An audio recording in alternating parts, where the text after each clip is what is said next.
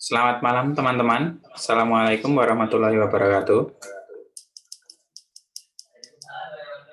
Waalaikumsalam warahmatullahi wabarakatuh. Salam sejahtera untuk kita semua. Perkenalkan, saya Rizky Dwi Aprianto, dan malam hari ini kita akan membahas mengenai pengaruh manajemen keuangan internasional terhadap perusahaan multinasional. Pertama-tama, perkenalan dulu, ini ada profil saya. Nama saya Rizky Dwi Aprianto, tempat dan tanggal lahir saya itu Karanganyar, 3 April 1998, dan alamat saya itu ada di Desa Sawahan, RT 2 RW 6, Kecamatan Jaten, Kabupaten Karanganyar. Nah, di sini juga ada email saya, apriantorizky@gmail.com. Nah, ini di sini juga terdapat riwayat pendidikan saya itu mulai dari SMA saja. Saya itu SMA ada di Karanganyar, ya tepatnya di SMA Negeri Kebak Keramat Karanganyar. Nah, saya itu dulunya ada di IPS. Nah, saya SMA itu dari SMA 2014 sampai 2017. Nah, kemudian saya melanjutkan studi saya di Universitas 11 Maret, itu ada di D3 Perpajakan. Dan masuk saya itu tahun 2017 sampai tahun lulus itu 2020 dengan IPK 3,32. Kemudian saya melanjutkan lagi studi saya di Universitas 11 Maret lagi, itu di S1 akuntansi, lebih tepatnya itu akuntansi transfer, itu dimulai tahun 2020 sampai 2022. Nah, berhubung saya itu dulunya di D3, sekarang saya transfer baru di S1. Nah, selanjutnya kita akan masuk langsung saja pada materi kita.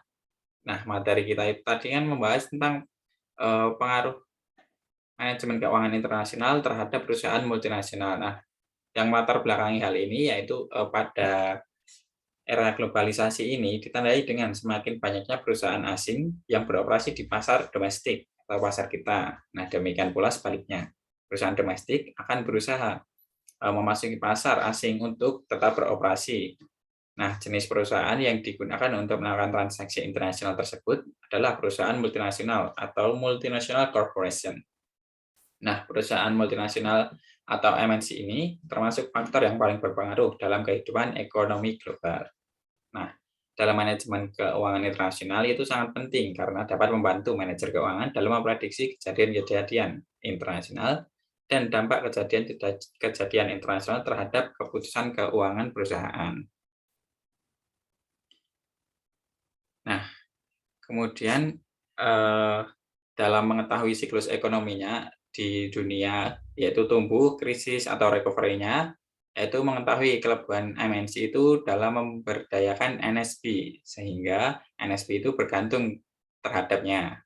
Lalu kita dapat mengetahui moral dari bangsa, yaitu patriot, kapitalis birokrat, kapitalis komprador, dan lain-lainnya. Kemudian kita juga dapat memahami karakter MNC yang hanya berorientasi mencari keuntungan tanpa peduli nasib banyak rakyat yang dikuasainya, mengetahui aliran dana dari negara maju ke NSP atau negara sedang berkembang, dan dari NSP ke negara maju. Nah, berdasarkan latar belakang tadi, manajemen keuangan internasional itu sangat mempengaruhi setiap perusahaan, terutama multinational corporation, yang termasuk faktor yang paling berpengaruh dalam kehidupan ekonomi global. Itu sedikit latar belakangnya. Kemudian kita akan masuk pada pokok pembahasan. Nah, dalam pokok pembahasan ini kita ada dua, yaitu pertama itu bagaimana itu konsep dari perusahaan multinasional itu sendiri. Kemudian ada bagaimana konsep dari manajemen keuangan internasional itu sendiri.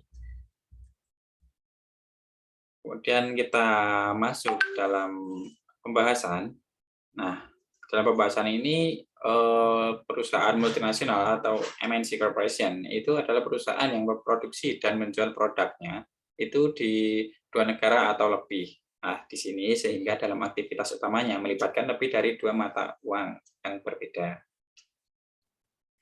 Menurut Kamus Ekonomi itu sendiri, perusahaan multinasional itu dapat diartikan sebagai sebuah perusahaan yang wilayah operasinya meliputi sejumlah negara dan memiliki fasilitas produksi dan pelayanan di luar negaranya sendiri. Hal tersebut dikemukakan oleh Rusmadi pada tahun 2001. Nah, perusahaan multinasional tersebut mengambil keputusan pokoknya dalam satu konteks global dalam negara-negara di mana perusahaan tersebut bekerja. Nah, pertumbuhan perusahaan multinasional yang cepat serta memungkinkan adanya konflik-konflik antara kepentingan perusahaan multinasional dengan kepentingan negara individual. Nah, di sini Profesor Perlumeter itu juga mengungkapkan bahwa perusahaan multinasional itu merupakan sekelompok perusahaan yang mempunyai kendali operasi langsung dari berbagai negara yang berbeda yang mempunyai kecenderungan dan mempengaruhi atau mengarah kepada pandangan global akan penguasaan perusahaan secara geosentris. Nah, di sini terdapat perkembangan perusahaan multinasional. Nah, di sini tanpa disadari itu bahwa hingga akhir tahun 1990-an dan menjelang tahun 2000-an, telah banyak perusahaan di Indonesia yang semula sebagai perusahaan domestik diambil alih oleh perusahaan asing dan dijadikan salah satu anak perusahaannya.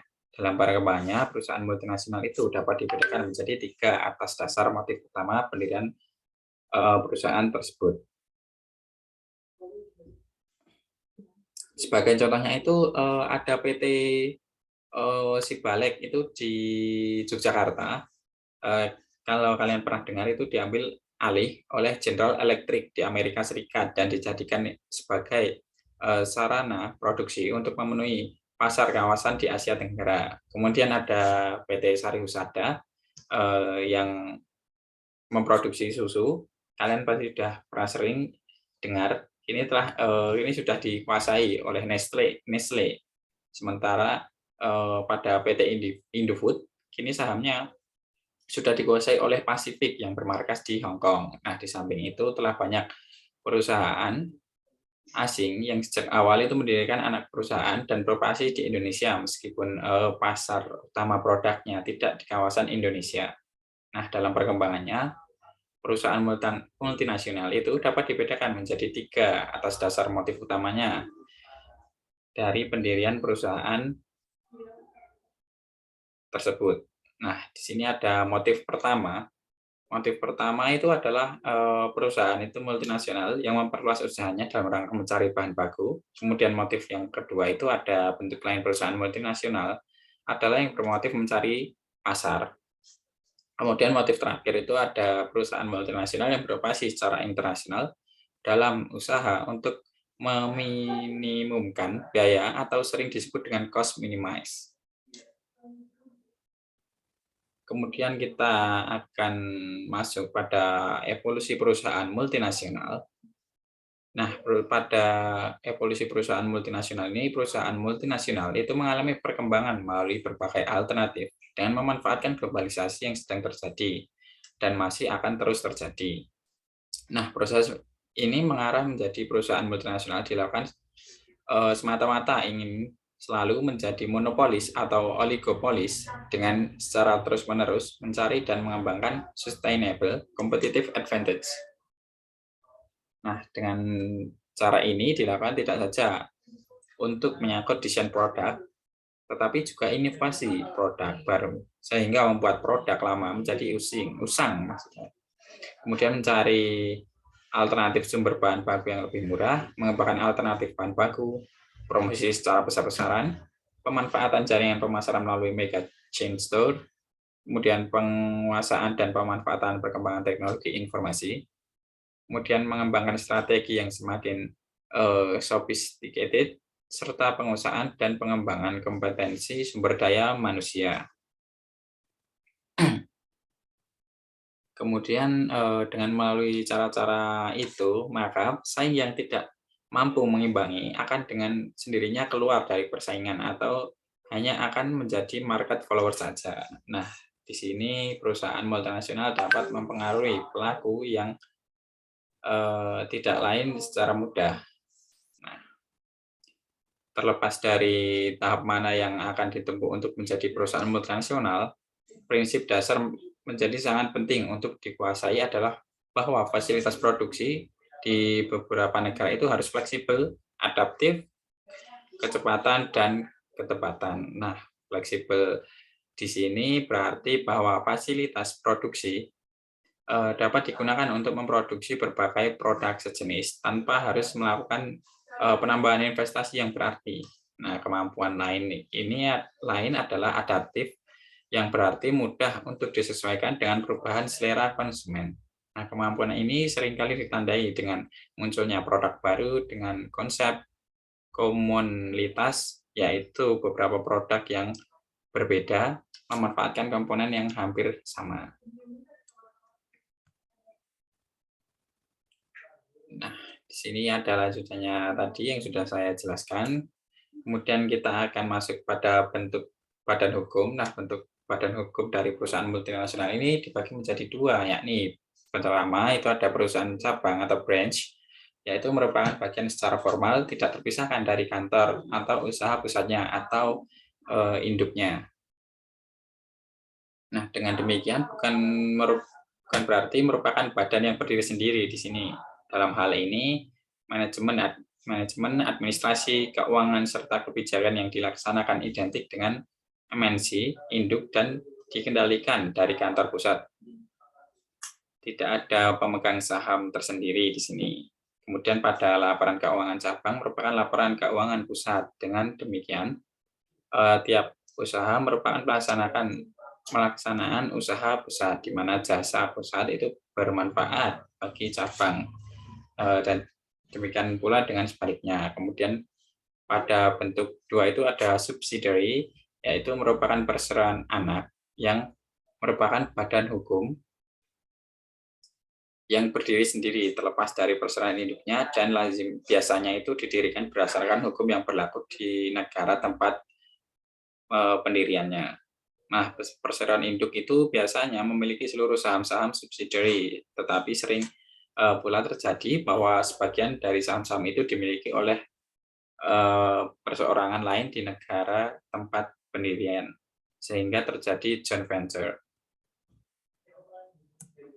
Kemudian di sini ada kegiatan bisnis perusahaan multinasional, yaitu pertama ada usaha patungan. Nah, usaha patungan itu biasanya dilakukan oleh sebuah perusahaan multinasional dan suatu mitra lokal. Nah, perusahaan multinasional yang bersangkutan membawa keunggulan spesifik perusahaan dalam pengetahuan, teknologi, atau modal, sementara dari mitra negara tuan rumah itu secara tradisional membawa pengetahuan tentang lingkungan lokal. Biasanya perusahaan multinasional memilih mitra bukan stabilitas usaha patungan dari sudut pandang perusahaan multinasional, karena hal ini menyediakan pengetahuan spesifik negara tuan rumah, tetapi juga memudahkan hubungan dengan pemerintah tuan rumah. Kemudian kegiatan bisnis perusahaan multinasional yang kedua itu ada proyek putar kunci. Nah, proyek putar kunci ini merupakan suatu transaksi paket yang mengharuskan perusahaan multinasional membangun suatu fasilitas produksi dan memberikan pelatihan bagi tenaga kerja yang diperlukan untuk mengoperasikannya, hingga fasilitas dalam keadaan siap untuk memulai beroperasi setelah selesainya proyek. Jadi suatu proyek putar kunci itu menyangkut penjualan dari suatu fasilitas produksi operasional penuh. Nah, proyek putar kunci itu dapat merupakan suatu alternatif atau ekspor atau juga atas aktivitas perusahaan multinasional apabila suatu pemerintah tuan rumah mengadakan pembatasan atau hal yang tidak diinginkan. Nah, di samping itu, suatu pasar negara tuan rumah mungkin terlalu kecil atau resiko atas investasi langsung luar negeri terlalu besar untuk menjamin investasi oleh perusahaan multinasional. Kemudian kita akan lanjut pada kegiatan bisnis perusahaan multinasional yang ketiga.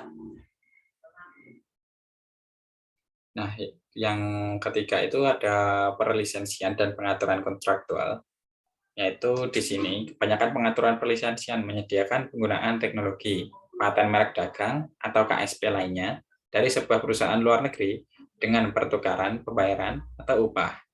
Nah, upah di sini itu biasanya meliputi surat pembayaran minimum dan mungkin juga mencakup suatu presentasi dari penjualan atau laba perusahaan luar negeri yang dapat dihasilkan dari suatu penggunaan lisensi. Nah, perlisensian itu tidak terbatas pada perusahaan luar negeri yang tidak berhubungan saja, namun pada biaya lisensi atau biaya manajemen yang dikenakan itu merupakan suatu cara lain untuk memulangkan laba dari upah patungan dan cabang luar negeri dalam bentuk pengendalian modal. Ada juga bentuk lain perlisensian yang sama dengan sublisensi, yaitu kontrak manajemen, branching, dan manufaktur kontrak. Nah, kemudian kita akan masuk pada konsep manajemen keuangan internasional.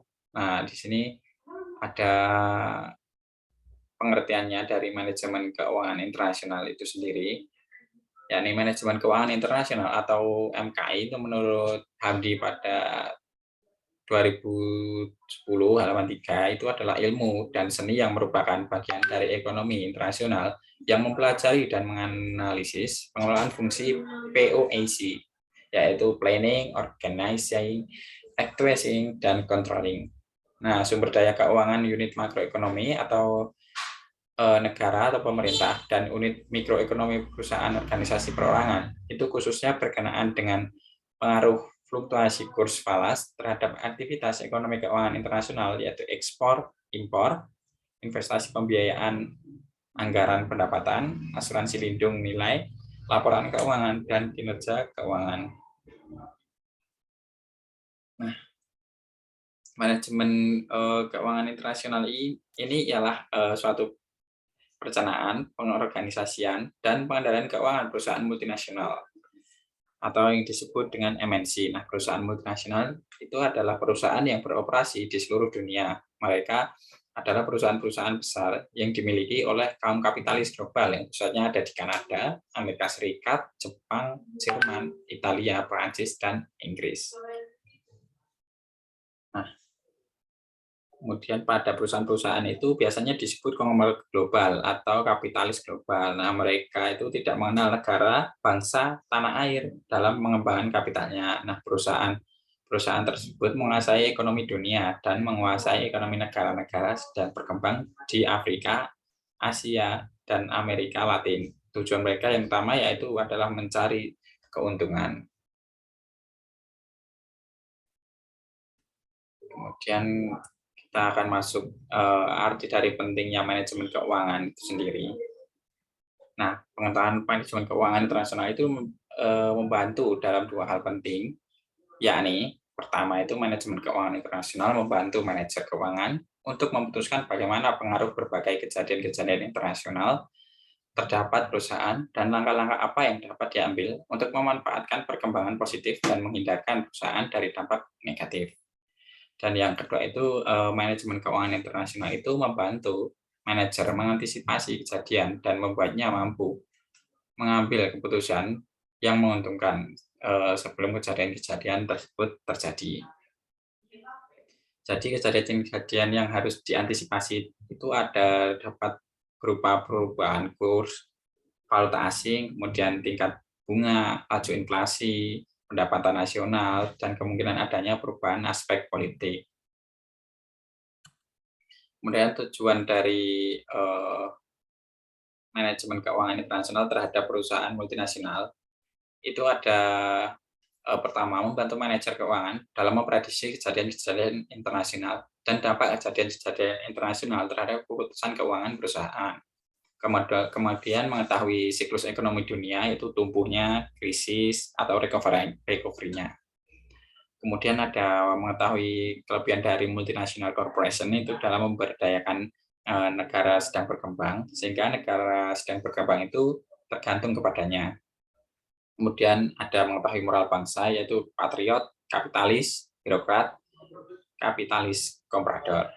Kemudian ada memahami karakter multinational corporation yang hanya berorientasi mencari keuntungan tanpa peduli nasib banyak rakyat yang dikuasainya. Kemudian mengetahui aliran dana dari negara maju ke negara sedang berkembang dan dari negara sedang berkembang ke negara maju. Nah, kemudian ini ada studi kasus yang saya dapat itu pada PT Indosat Tbk. Teman-teman pasti sudah tahu, Indosat itu adalah di dunia teknologi, khususnya di apa ya, nomor handphone kayak gitu-gitu. Kalian pasti sudah tahu, atau provider.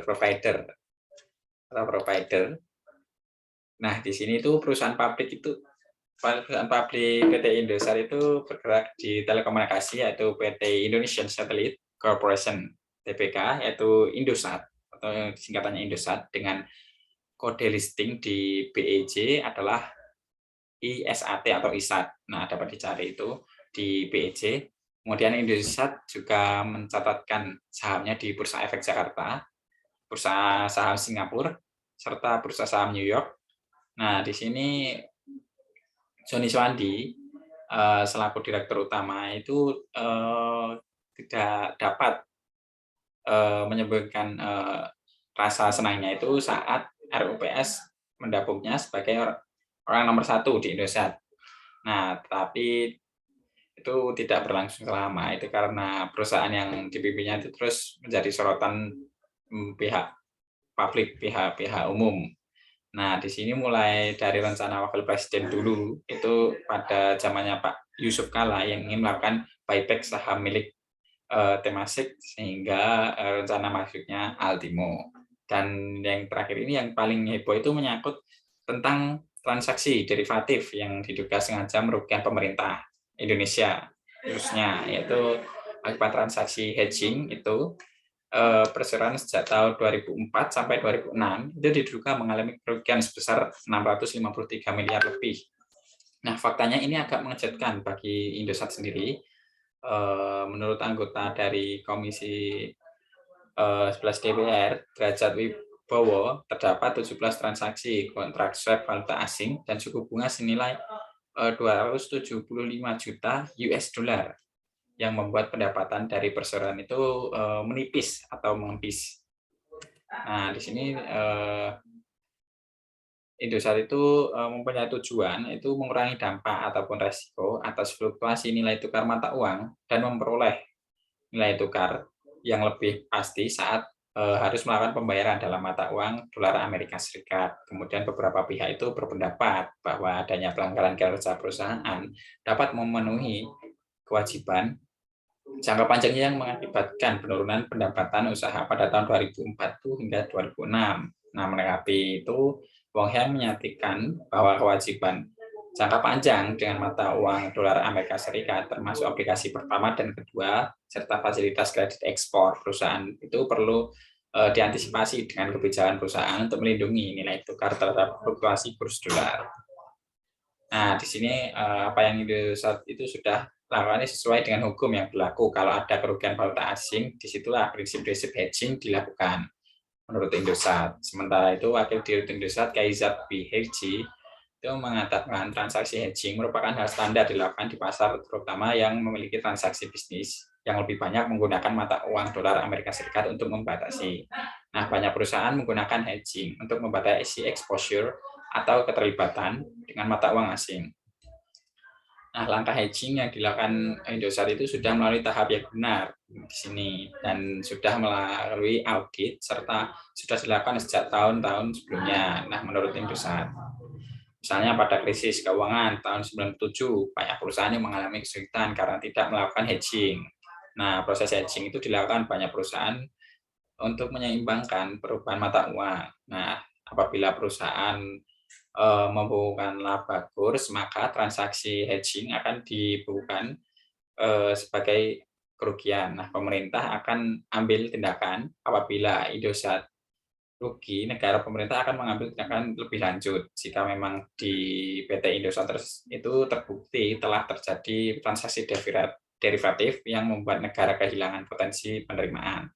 Nah, Indosat bagi dividen 50% dari laba bersih PT Indosat itu membagi dividen untuk tahun buku 2006 itu senilai 50% dari laba bersih tahun 2006 atau sekitar 700 miliar. Nah, hal yang dilakukan oleh Indosat untuk mengurangi risiko perusahaan itu sendiri, nah dapat ditarik kesimpulannya, yakni hedging risk yang dilakukan oleh PT Indosat itu adalah untuk mengurangi kerugian yang akan ditanggung oleh perusahaan atas hutang ataupun transaksi yang akan datang. Nah, hal ini juga dapat dijadikan alat rekayasa keuangan bagi perusahaan yang melakukan kecurangan pada anak perusahaannya. Nah, mungkin itu sedikit dari materi pengaruh manajemen keuangan internasional terhadap perusahaan multinasional. Nah, itu mungkin dengan studi kasus dari foreign exchange risk pada PT Indosat Tbk. Nah, mungkin dari teman-teman partisipan di sini dapat bertanya. Silakan untuk teman-teman.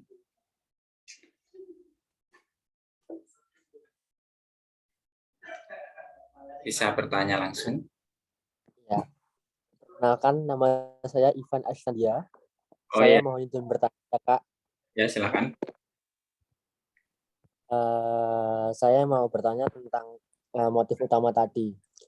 Yang saya Oke. tanyakan adalah dalam motif utama pendirian perusahaan tadi, untuk contohnya itu seperti apa saja ya, Kak? Terima kasih. Oh ya, terima kasih untuk Saudara Ivan. Nah, kemudian di sini ada Mas Sigit. Silakan Mas Sigit.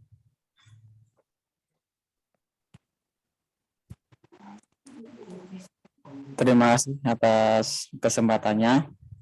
Perkenalkan, nama saya Sigit. Mau bertanya, apa hal yang mendasari perusahaan multinasional ikut dalam usaha patungan? Oh, baik. Terima kasih Mas Sigit atas pertanyaannya. Mungkin satu lagi untuk penanya.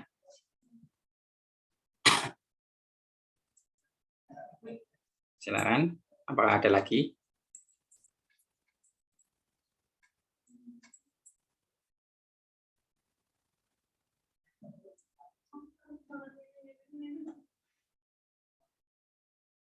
Mungkin dapat bertanya secara langsung atau ini ada satu chat.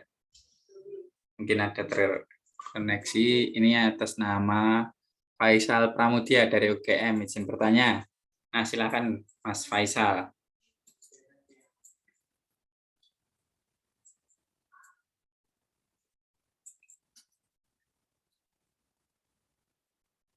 Nah, ini sudah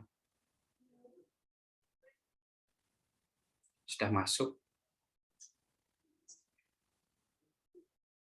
Nah, mari kita buka pertanyaan dari Mas. Bagaimana dapat manajemen keuangan itu berpengaruh pada perusahaan nasional? Nah, menarik sekali pertanyaan dari teman-teman. Sekarang mungkin saya akan coba menjawab dari pertanyaan yang pertama tadi dari Mas siapa? Mas Ivan ya?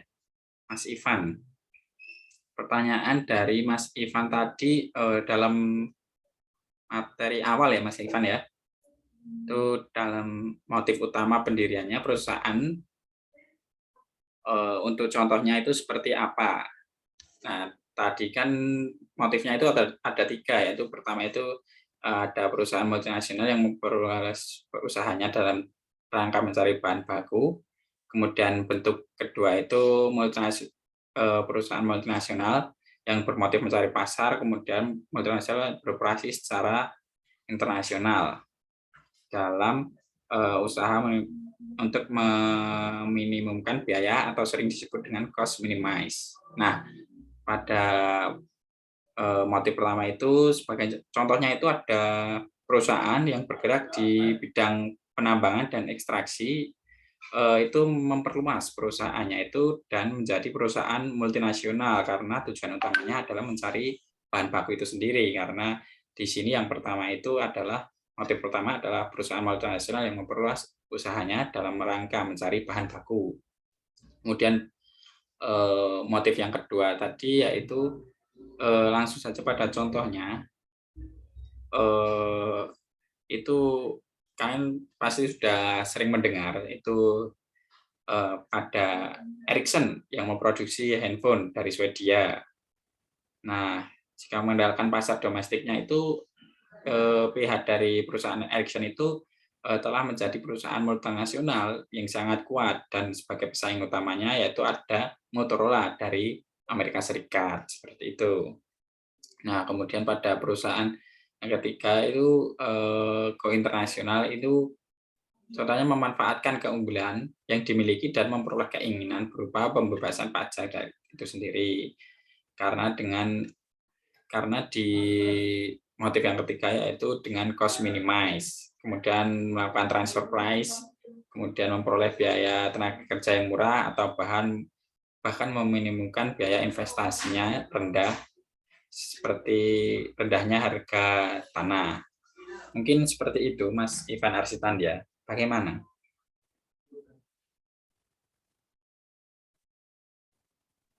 Ya, baik. Terima kasih atas penjelasannya, Mas Rizky.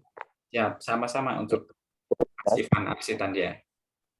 Kemudian untuk pertanyaan kedua tadi dari Mas siapa tadi? Mas Sigit ya, Sigit. Pertanyaan dari Mas Sigit tadi, apa hal yang mendasari perusahaan multinasional ikut serta dalam usaha patungan ya Mas Sigit ya?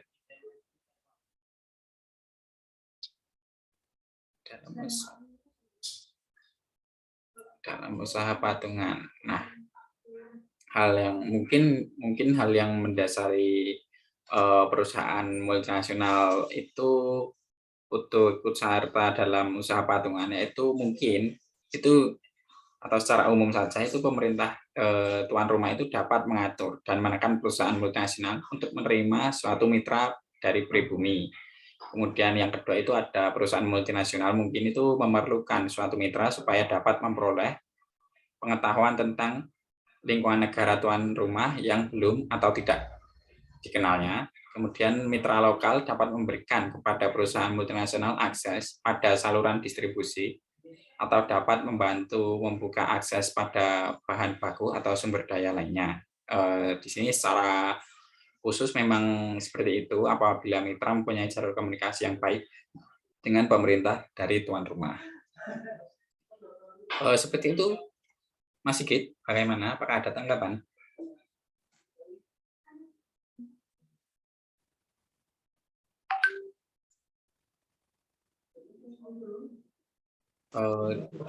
Terima kasih atas jawabannya, Mas.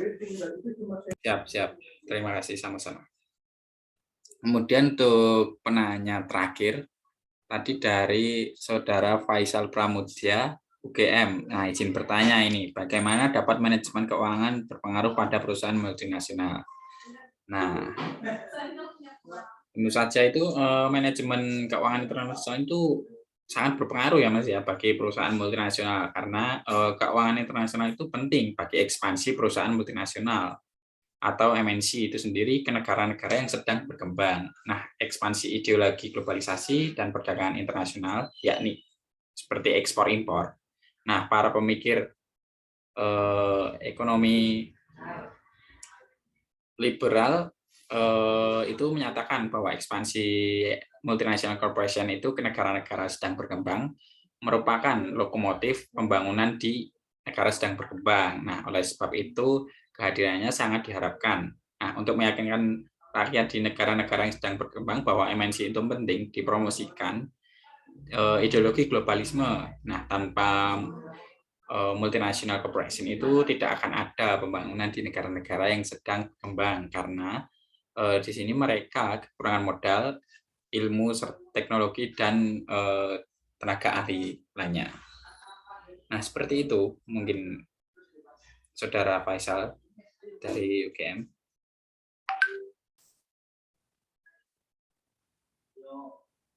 Ya, mungkin sudah cukup jelas atas pemaparannya. Nah, mungkin Itu saja yang dapat saya sampaikan dari sedikit presentasi mengenai pengaruh manajemen keuangan internasional terhadap perusahaan multinasional ini. Nah, akhir kata saya ucapkan terima kasih, dan apabila ada kesalahan saya mohon maaf. Wabillahi taufik wal hidayah.